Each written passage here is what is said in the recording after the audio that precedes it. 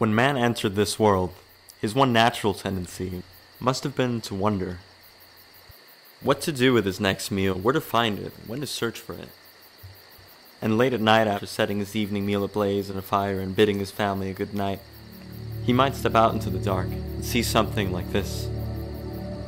The dark horizon, the crisp white pearls that crystallized faint clouds of blue and gray. And he might wonder what painted the skies, when it had arrived, and how it had come.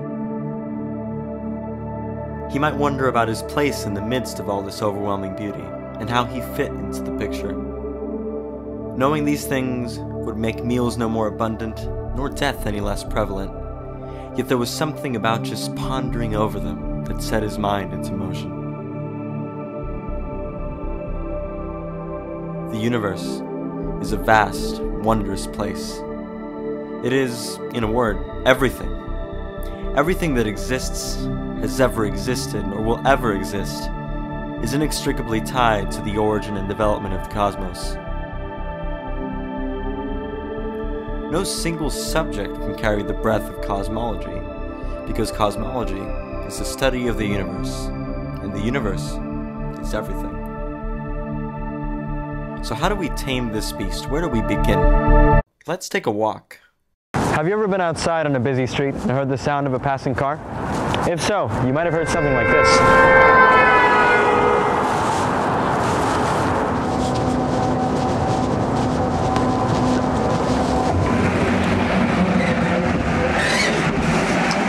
Let's take a closer look.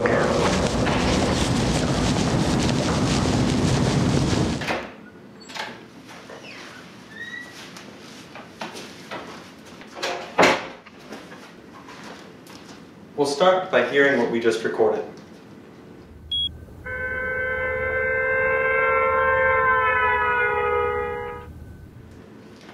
One thing you might have noticed is that the pitch of the car's horn makes a quick change as it passes us.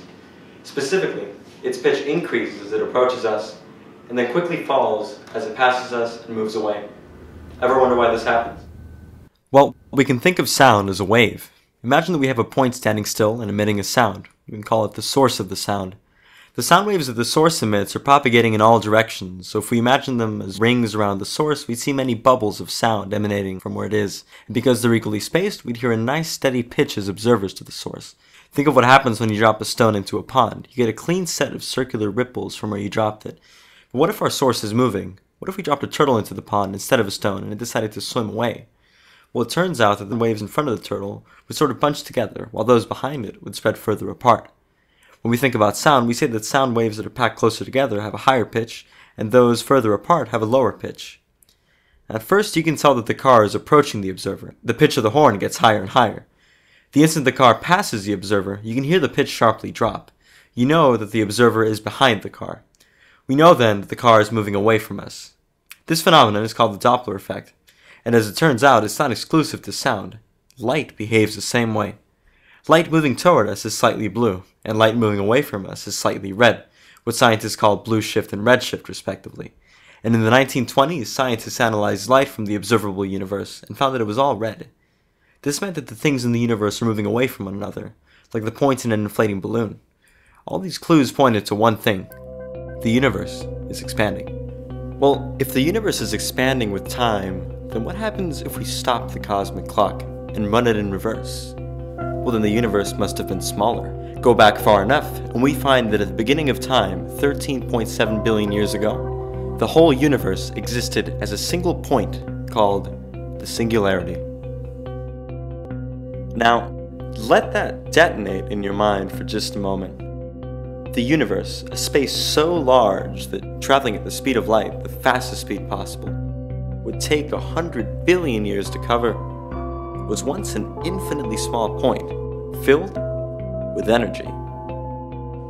This was once the only thing that existed. Then, there was a bang. The Big Bang, to be precise. Oh, better step out of the way. The Big Bang represents the beginning of time and the space in which it has unfolded. It's often thought of as this glorious moment where everything came into existence. But it was actually much different. Einstein's famous equation, E equals mc squared, tells us that matter and energy are essentially one and the same. Energy can be converted to mass, and mass can be converted to energy. At the start of our universe, energy was converted to mass in two ways: as matter and its greatest enemy, antimatter.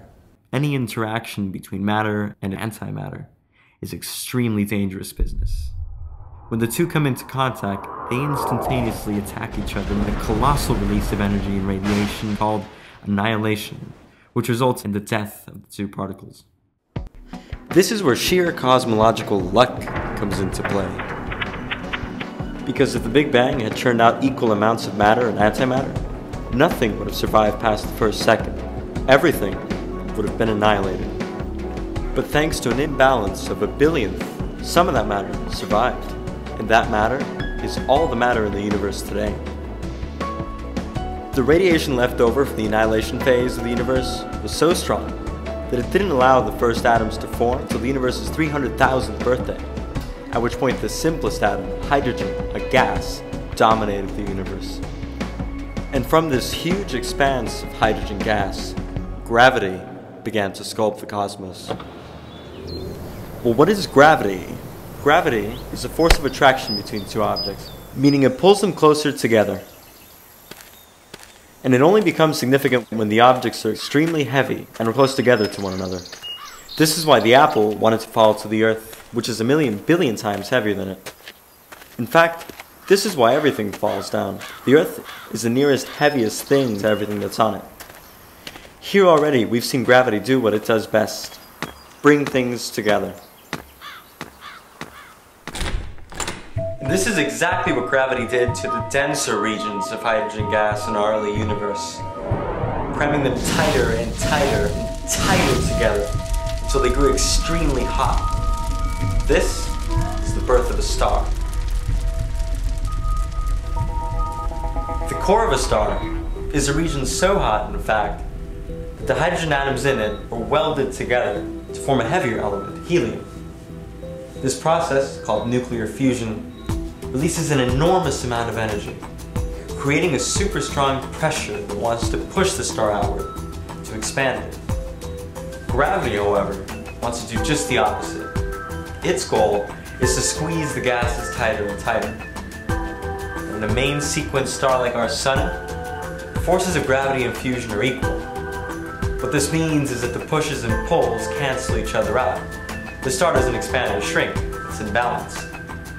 But what happens if the core of a star runs out of hydrogen? Well, then gravity wins. All the material in the star is quickly compressed further and further. The core is forced to produce heavier and heavier elements. Elements like oxygen, carbon, silicon, and iron.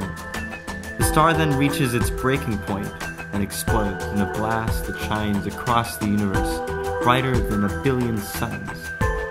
This is what cosmologists call a supernova. The material from the supernova flies outward in all directions, just like in the Big Bang. Except that this time, gravity has not only gas to play with, but also metals. Metals with which it can create large cosmic rocks, some of which become planets. This is precisely how Earth came into existence 4.5 billion years ago.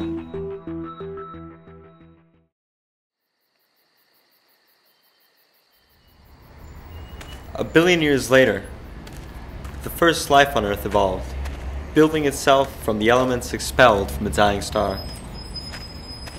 Then move ahead to the universe as it was 200,000 years ago, and the first human beings emerge as a clever rearrangement of those very elements. Every atom in your body, every hair, every cell, even every thought, is a product of the evolution of the stars, which is in turn a product of the evolution of the cosmos. We who now study the universe are the universe.